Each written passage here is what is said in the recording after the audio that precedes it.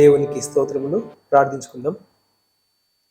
మహిమా స్వరూపుడా, మా ప్రియ పరలోకపు కన్న తండ్రి, మరొకసారి నా ప్రభువా, మీరు ఇచ్చిన యొక్క విలువైన సమయాన్ని బట్టి మీకు స్తోత్రములు తండ్రి. స్తోత్రములు దేవా, మీరు ఇచ్చిన యొక్క విలువైన సమయమును మీ యొక్క పరిశుద్ధ గ్రంథంలోని మీ మాటలు మేము ధ్యానం చేసుకొని చుండగా మాతో మాట్లాడము తండ్రి. మాకు మీ జ్ఞానం ఇవ్వండి.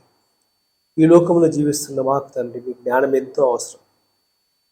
పరిశుద్ధ గ్రంథంలోని సత్యాలు ప్రభు మాకెంతో అవసరమని వ్రాయించినందుకై మీకే స్తోత్రములు తండ్రి. మీకు స్తోత్రములు తండ్రి. వాక్య జ్ఞానంలో మీరు మాకు తోడుగా ఉండండి. మీ మహిమార్థమే ఈ కార్యక్రమాన్ని జరిగించండి. ఇక్కడ కూడి ఉన్న వారిని సోషల్ మీడియా ద్వారా వీక్షిస్తున్న మా ప్రియులందరినీ మీ కృపలో వర్ధిల్ల చేయమని మేము చేస్తున్న తండ్రి యొక్క పరిచయాన్ని దీవించి ఆశీర్వదించమని యేసుక్రీస్తు వారి పరిశుద్ధమైన నామములో ప్రార్థించి అడిగి వేడుకొనుచున్నాము తండ్రి. ఆమేన్. దేవునికి స్తోత్రములు.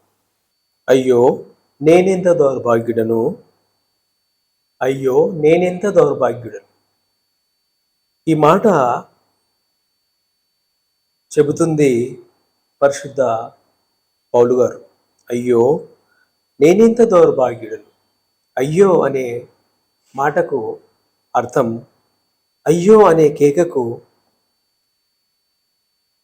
అయ్యో అనే మాటకు అర్థం ఆలోచన చేయగలిగితే చెప్పుకోలేని బాధ లేదా చెప్పుకోలేని ఆవేదన, నొప్పి లేదా విడుదల కోరుకోవడం, వీటన్నిటికీ సంకేతం కేక. ఒక మనిషి కేక వేశాడు అంటే చెప్పుకోలేని నొప్పి లేదా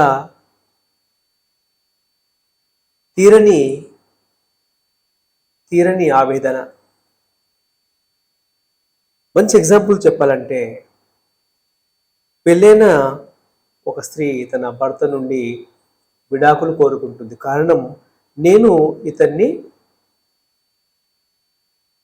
ఇతన్ని ఏ విధంగానైనా వదిలేసుకోవాలి. ఎందుకంటే ఇతను మామూలు వ్యక్తి కాదు, బయటకు కనపడే వ్యక్తి ఇతను కాదు, ఇతను ఒక డిఫరెంట్ క్యాండిడేట్.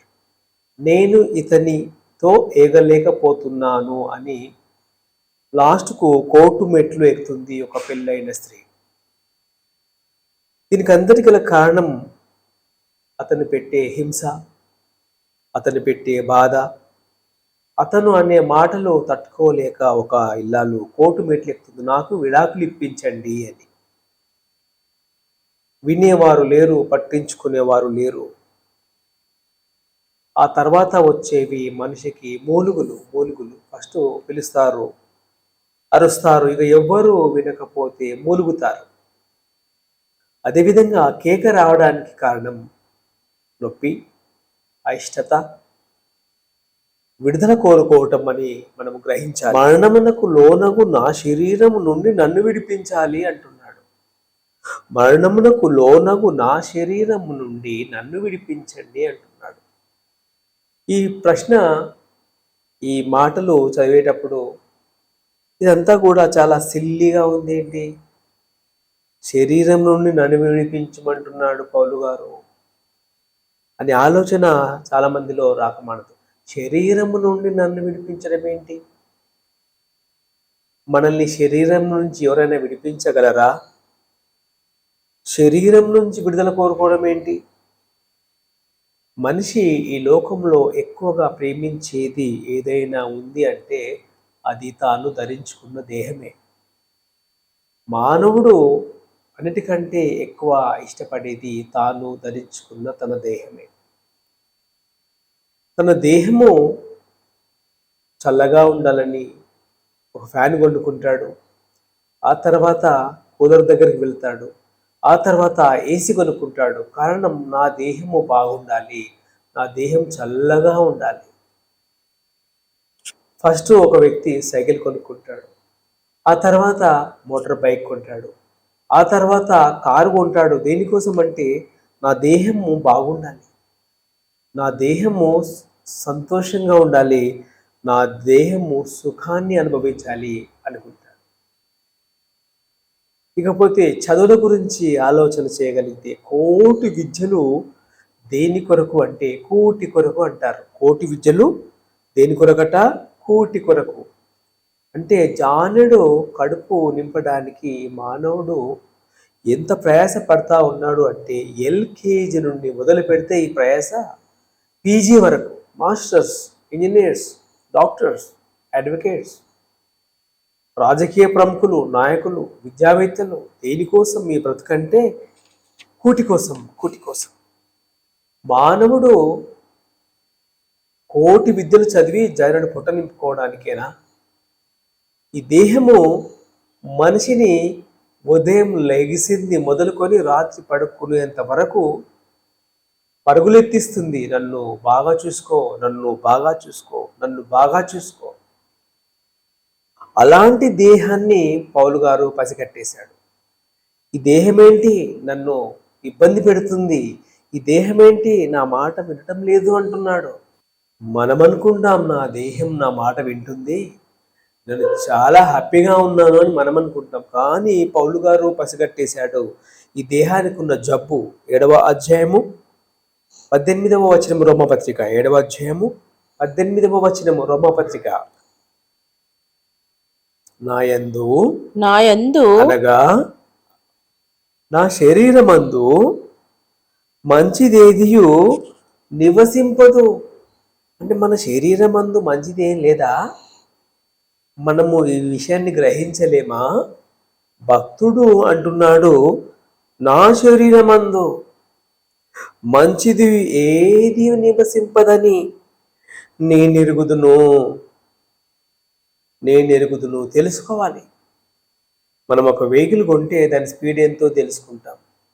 మనం ఒక వెహికల్ కొంటే దాని ఇంజన్ కెపాసిటీ తెలుసుకుంటాం. మనం ఒక వెహికల్ కొంటే దాని విషయాలు అన్నీ తెలుసుకుంటాం. మనతో పాటు ప్రయాణించే ఒక వాహనం, అది కారు కానివ్వండి, ఒక బైకు కానివ్వండి, మరి మనతో పాటు ఉంది దేహము, మరి దీని గురించి తెలుసుకోవాలి కదా. ఈ విషయం చాలామంది అంతగా ఫోకస్ చేయరు. బైబిల్ గ్రంథంలో దేవుడు వ్రాయించారంటే ఇది చాలా ఇంపార్టెంట్ టాపిక్. కేక వేస్తున్నాడు, నన్ను విడిపించండి. కేక వేస్తున్నాడంటే ఎంతో బాధ పెడితే గాని కేక రాదు. అరుస్తున్నాడు అంటే నన్ను నాకు విడుదల కావాలి అంటున్నాడు. దేని నుండి విడుదల అండి మీకు? నా దేహం నుండి విడుదల అంటే నవ్విపోతారు. దేహం నుండి విడుదల ఏంటండి? దేహం నుండి విడుదల అందరూ దేహంలో ఉండాలని అపోలో ఆసుపత్రికి వెళ్తారు, కేర్ ఆసుపత్రికి వెళ్తారు, హెల్త్ ఇన్సూరెన్స్లు చేసుకుంటారు. దేనికోసం? నేను దేహంలో ఉండాలి, నా దేహం బాగుండాలి. జిమ్లకు దేనికి వెళ్తారు? ఫిట్గా ఉండాలి. ఈ దేహానికి అయ్యే ఖర్చు అమ్మో అంతా ఇంత కాదు. నా శరీరమందు మంచిదేది నివసింపదని నేను ఎరుగుదును. ఆయనకు తెలిసిపోయింది, నాతో పాటు ఉన్న నా శరీరము దీంట్లో మంచిది ఏమీ లేదు అంటున్నాడు. మంచిది ఏమీ లేదా? మరి మన దేహాన్ని గురించి మనం ఆలోచన చేసుకుంటే మన దేహం చాలా మంచిది అని మనకు అనిపిస్తుంది. చాలా గొప్పలు చెప్పుకుంటాం, డబ్బాలు కొట్టుకుంటాం, నా దేహం అట్లా, నా దేహం ఇట్లా, నాకు ఏ రోగం లేదు అంటాడు ఒకతను. నాకు అసలు ఎలాంటి రోగం లేదు అంటాడు. అసలు ప్రతి మనిషికి ఓ జబ్బు ఉంది. ఆ జబ్బు కనపడే జబ్బు కావచ్చు, కనపడని జబ్బు కావచ్చు. చూద్దాం. రోమపత్రిక 6వ అధ్యాయము, పౌలు గారు రాసిన రోమపత్రిక 6వ అధ్యాయము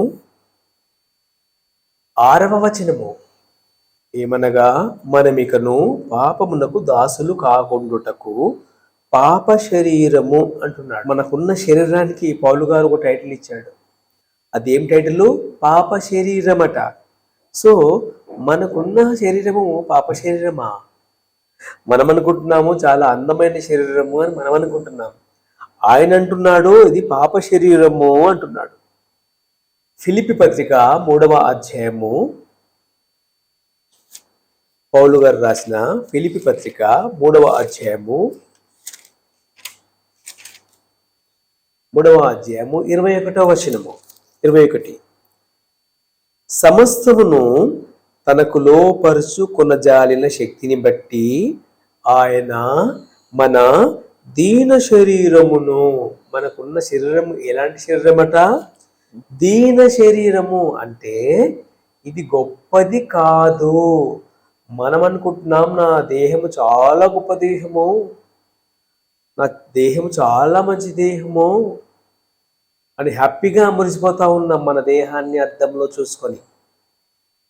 పౌలు గారు అంటా ఉన్నాడు, ఇది దీన శరీరము అంటే మనకున్న దేహము ఎలాంటి దేహము?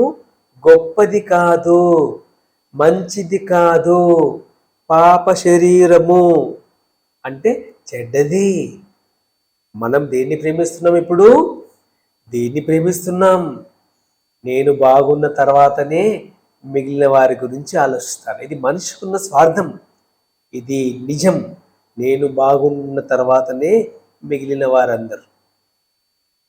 నేనుంటేనే కదండి మా ఫ్యామిలీ ఉంటారు, కనుక నేను బాగుండాలి అనే ఆలోచన సహజంగా ఎక్కువ శాతం ఉంటుంది. ఈరోజు దేవుడు మనిషి దేన్నైతే ఇష్టపడుతున్నాడో, మానవాళి దేనికోసమైతే ఆలోచిస్తుంటాడో దివారాత్రములు ఆ దేహాన్ని గురించి ఎంత గొప్పగా చెప్తా ఉన్నాడు. నేను మేలైనది చేయాలనుకుంటున్నాను, అది చేయలేకపోతున్నాను అంటున్నాడు పౌలు గారు. నాకు తెలిసిపోయింది, మీకు చెబుతా ఉన్నాను, నేర్చుకోండి. మేలైనది చేయవలనని కోరిక నాకు కలుగుచున్నది, కానీ దానిని చేయుటకు నాకు కలుగుటలేదు. నేను చేయగోరు మేలు చేయక చేయగోరని కీడు చేయుచున్నాను. ఒకటి చేద్దామంటే ఒకటి చేస్తుందంట బాడీ. నిజంగానే మనం ఆలోచన చేస్తే మన బాడీ మన మాట వినదు. మన బాడీ మన మాట వినదు. ఈరోజు ప్రతి మనిషికి అప్పు ఉంది. అప్పు దేనికోసం చేస్తాడు మనిషి? దేహం కోసం. ఈ దేహం ఏం చేస్తుంది? హౌసింగ్ లోన్ తీయమంటుంది. హౌసింగ్ లోన్ తీస్తాం. ఆ తర్వాత ఏం చేస్తుంది? దేహం చల్లగా ఉంటుంది ఇంట్లో. ఆ తర్వాత ఏమంటుంది? ఆర్టీసీ బస్సులో ఎన్ని రోజులు ఎక్కుతావు, కారు కొనుక్కో. అప్పుడేం చేయాలి? కారు లోన్ తీయాలి. ఓకే, కారు లోన్ తీసావు. అంతరంగ పురుషుని బట్టి దేవుని ధర్మశాస్త్రమునందు నేను ఆనందించుచున్నాను. పౌలు గారు అంతరంగ పురుషుని బట్టి ఆనందిస్తున్నాడు, కానీ బాహ్య పురుషుడు చేసే వింత చేష్టలకు విసిగిపోయి, అయ్యో నేను ఎంత దౌర్భాగ్యుడను, ఇట్టి మరణమునకు లోనగు శరీరం నుండి నన్ను ఎవడు విడిపించును అని కేకలు వేస్తా ఉన్నాడు. ఈ శరీరము యొక్క మోసాన్ని గ్రహించి కేక వేశాడు. నా బాడీ నా మాట వినడం లేదని పౌలు గారే అన్నప్పుడు, పరిశుద్ధ పౌలు గారే అన్నప్పుడు, మరి మన బాడీ మన మాట వింటుందా అని ఆలోచన చేసుకోవాలి. దేవుని ప్రియ బిడ్డలారా, దేవుని గ్రంథము అద్భుతమైంది, దేవుని మాటలు అద్భుతమైనవి.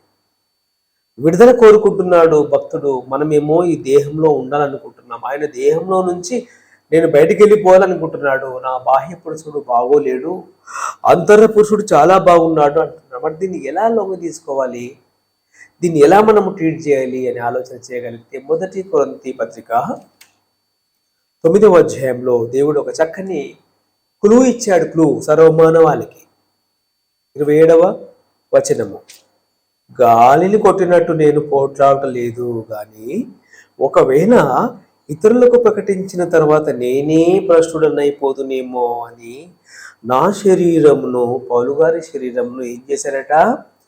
నలుగగొట్టి దానిని లోపరుచుకున్నాను. ఎందుకంటే ఈ మాట వినని దాన్ని ఏం చేస్తాడు? ఎవరే కానీ మాట వినని దాన్ని ఏం చేస్తారు? నలగొడతారు. పిల్లలు స్కూల్లో పాఠాలు సరిగ్గా నేర్చుకునకపోతే మాస్టర్ ఏం చేస్తాడు? బెత్తం పాడతాడు. బెత్తంతో 2 వాయిస్తాడు. ఎందుకు హోంవర్క్ చేయలేదు, ఎందుకు చదవడం లేదు, పరీక్షలు దగ్గరికి వస్తూ ఉన్నాయి, నీవు ఫెయిల్ అయిపోతే నాకు బ్యాడ్ రిమార్క్ వస్తే మా కాలేజ్ పేరు ప్రతిష్టలు పోతాయని స్కూల్లో టీచర్స్ పిల్లలు అప్పుడప్పుడు దండిస్తారు. దేహం మన మాట వినదు. మరి ఏం చేయాలంట? నలగొట్టాలి అంటున్నాడు. నలగొట్టాలి. ఎలా నలగొట్టాలి? ఈ దేహంకు ఉన్న క్వాలిటీ మనకు తెలియాలంటే బంగారం షాపు పోవాలి. బంగారం షాపు పోగానే కళ్ళు, మెడకాయ, ఫింగర్స్, కాళ్ళు, రకరకాల ఆభరణాలు, మనకున్న అవయవాల కోసం అన్నీ అక్కడ సిద్ధంగా ఉంటాయి గోల్డ్ షాప్లో. కళ్ళు చూస్తూ ఉంటే చెవులు మాట్లాడుకుంటూ ఉంటాయి, చెవులు బోసిగా ఉన్నాయేంటి అని. చెవులు మాట్లాడుకుంటే చేతులు మాట్లాడుకుంటూ ఉంటాయి, 10 ఫింగర్స్ ఖాళీగా ఉంచావేంటి అని. ఆలోచన చేయగలిగితే ఈ మధ్యకాలంలో స్త్రీల కంటే ఎక్కువగా గోల్డ్ ధరిస్తున్నారు. మెడలో చైన్, ఫింగర్స్ నిండా ఉంగరాలు, బ్రాస్లెట్లు. ఇంత బంగారాన్ని వేసుకొని పోతూ ఉంటే దొంగోడు వస్తాడు. దొంగోడు వచ్చి ఆ అంతం దోసుకొని పోతాడు. నీవు పడ్డ కష్టమంతా ఒక క్షణంలో దొంగోడు దోసుకొని పోతాడు. అప్పుడేమవుతుంది? గుండె ఆగిపోతుంది, గుండె ఆగి చచ్చిపోతాడు. ఆలోచన చేయండి. 2 కళ్ళు, 2 చేతులు, 2 చెవులు, ఒక ముక్కు, ఇవన్నీ కూడా బంగారం కోసం తహతహలాడుతూ ఉంటాయి. బంగారం షాపు వెళ్తే తెలుస్తుంది. మరి వీటిని ఏం చేయాలట? నలగగొట్టు అంటున్నాడు. లోబర్చుకో. సిట్ అంటే సిట్ అయిపోవాలి, స్టాండ్ అంటే స్టాండ్ అయిపోవాలి. ఆంతర్య పురుషుడు బాగున్నాడట పౌలు గారికి, బాహ్య పురుషుడు ఇబ్బంది పెడతా ఉన్నాడు అంటున్నాడు. రోమపత్రిక 6వ అధ్యాయము 6వ వచనము, ఏమనగా మనమికను పాపమునకు దాసులము కాకుండానట్లు, పాప శరీరము నిరర్థకమగునట్లు మన ప్రాచీన స్వభావము ఆయనతో కూడా సిలువ వేయబడినని ఎరుగుదము.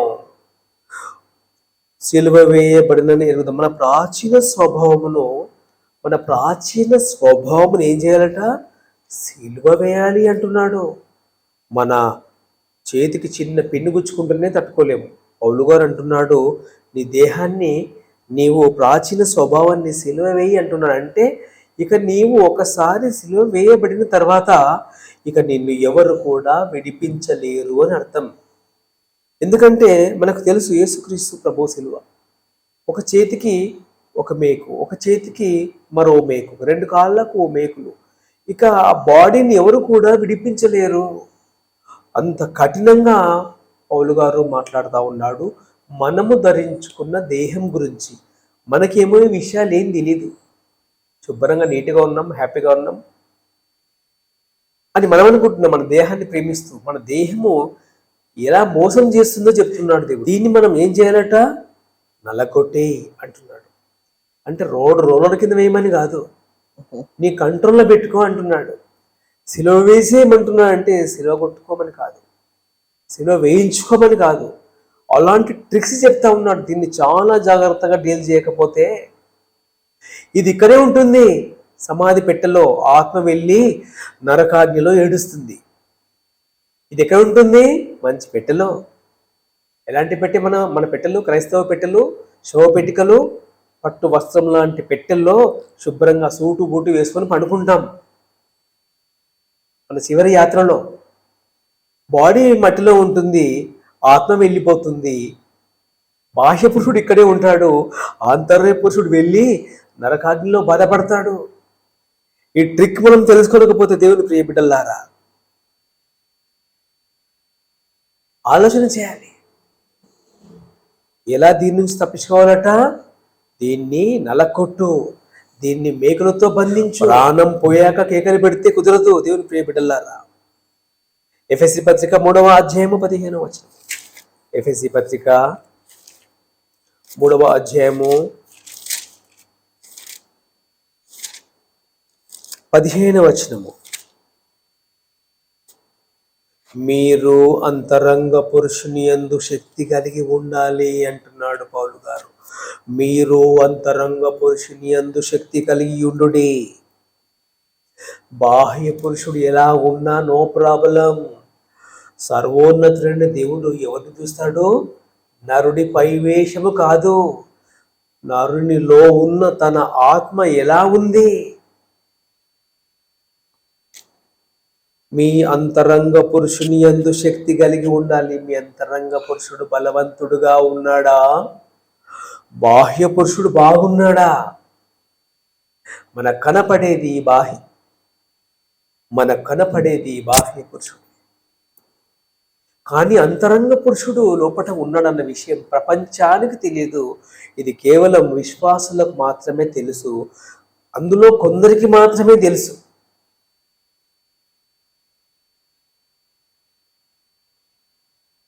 మీరు అంతరంగ పురుషుని యందు శక్తి కలిగి ఆయన ఆత్మ వలన బలపరచబడినట్లుగాను క్రీస్తు మీ హృదయములలో విశ్వాసము ద్వారా నివసించున్నట్లుగాను. క్రీస్తు మన హృదయాలలో నివసించాలి. క్రీస్తు మన హృదయాలలో నివసించాలి. దేవుని ప్రియ బిడ్డలారా, ఆలోచించండి. ప్రాణం ఉన్నప్పుడే విషయాన్ని తెలుసుకొని కేక వేయాలి. కేక, నన్ను ఎవడు విడిపించునో? అంత సత్తా ఉన్న లీడర్ ఎవరు? నన్ను విడిపించే ఆ శక్తిమంతుడు ఎవరు అసలు?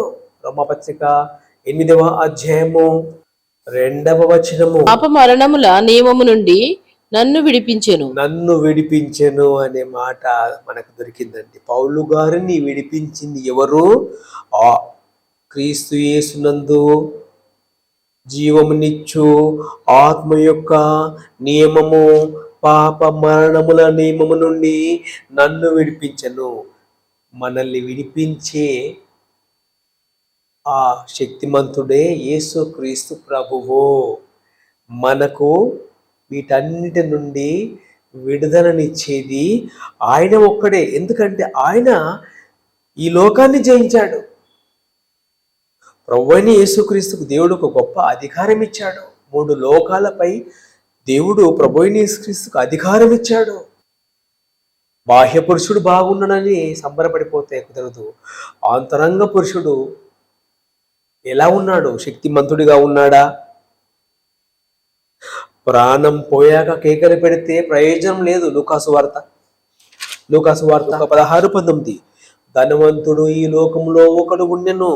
అతడు ఊదా రంగు బట్టలను సనపు నార వస్త్రములు ధరించుకొని ప్రతిదినము బాగా సుఖపడ్డాడు. చచ్చిపోయాడు. దేహాన్ని చూశాడు, మురిశాడు, మంచి పట్టు వస్త్రాలు బాగా అనుభవించాడు. దేహాన్ని నమ్ముకున్నాడు. మోసపోయాడు. ఒక వ్యక్తి మోసపోయాడు, చచ్చిపోయాడు. 20వ వచనం 20.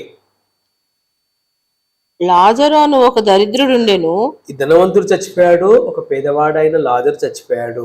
ఆ దరిద్రుడు చనిపోయి దేవదూతల చేత అబ్రహాము రొమ్మున ఆనుకొనుటకు కొనిపోబడెను. ఇతను దేహాన్ని నమ్ముకోలేదు. అంతర్య పురుషుడు చాలా శక్తివంతుడుగా ఉన్నాడు. లాజరు అనే బాహ్య పురుషుడు ఏం బాగోలేడు. లాజరు అను ఆంతర్య పురుషుడు బాగా శక్తి కలిగి ఉన్నాడు.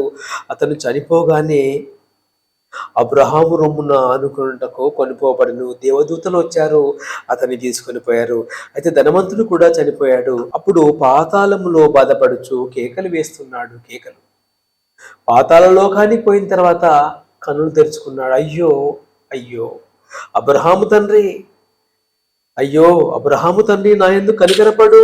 ఇక్కడ ఈ దేహాన్ని పసిగట్టి కేకలు వేయకపోతే నరకాగ్నిలో కేకలు వేస్తాం. ధనవంతుడిలా నేను ఈ అగ్ని జ్వాలలో యాతన పడుచున్నానని కేకలు వేసి చెప్పాను.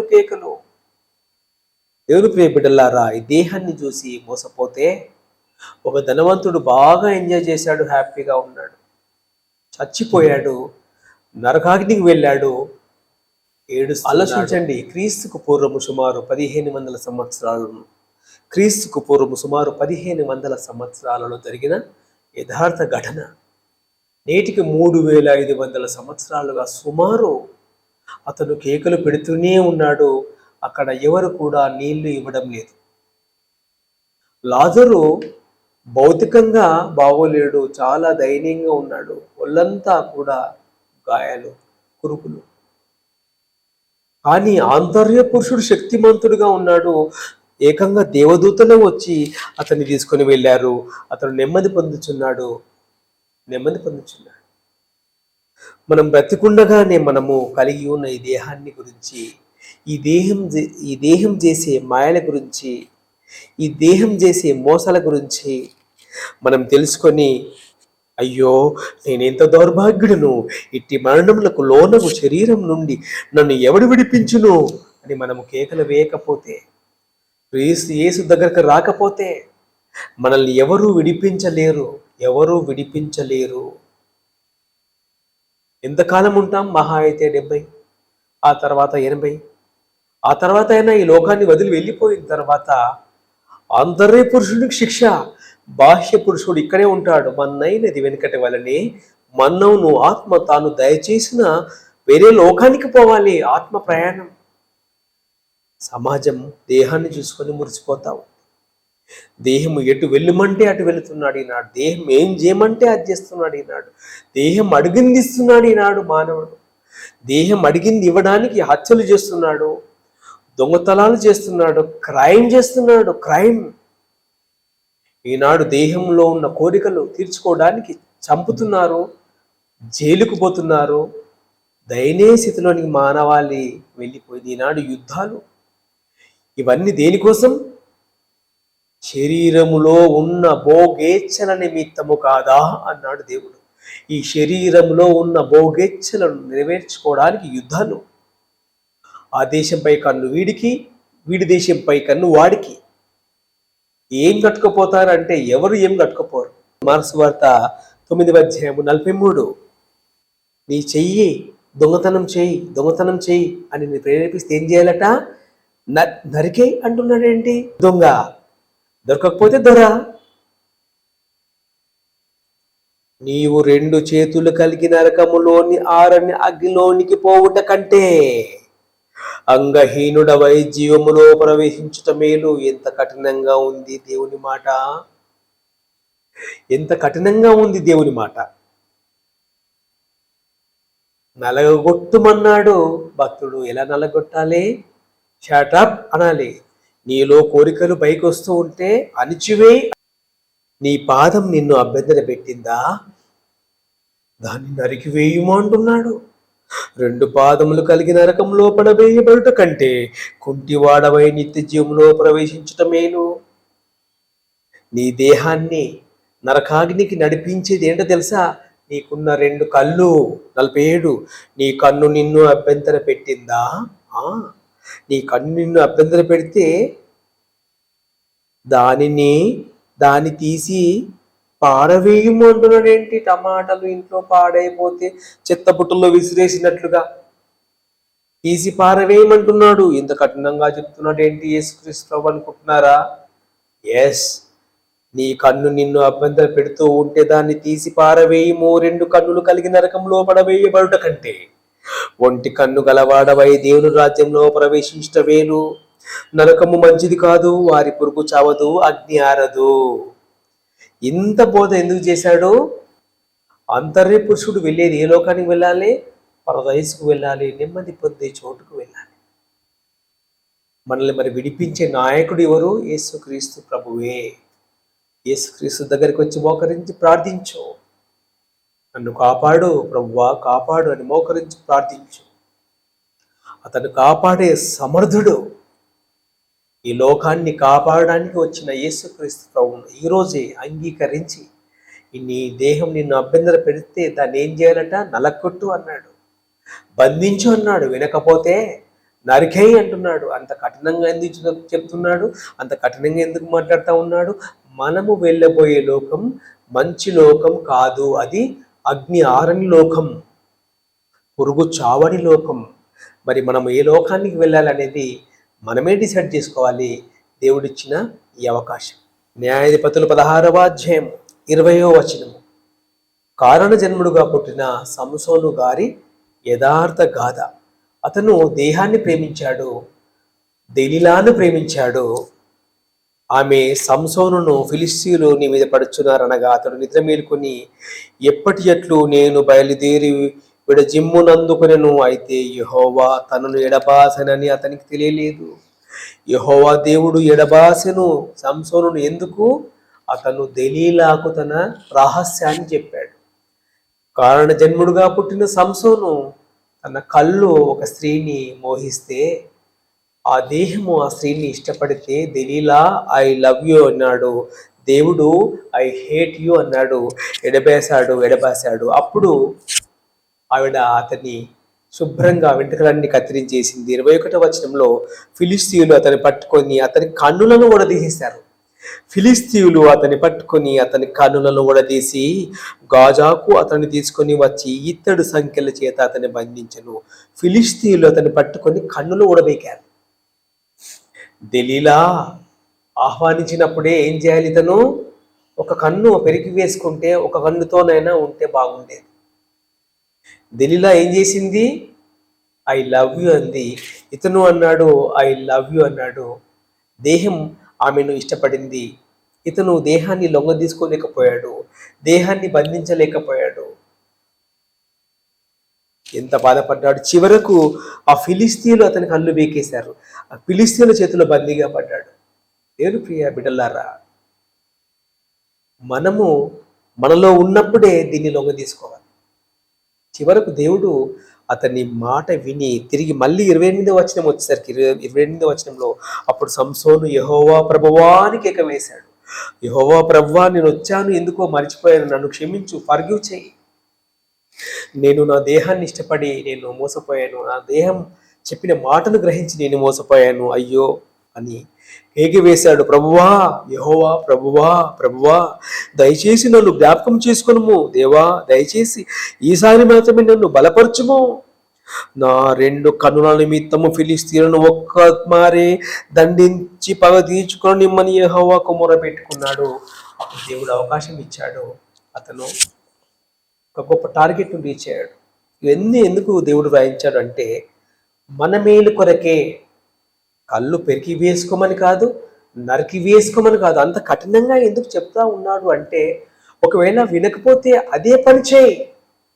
ఎందుకంటే మనము వెళ్ళే లోకం మంచి లోకం మాత్రం కాదండి.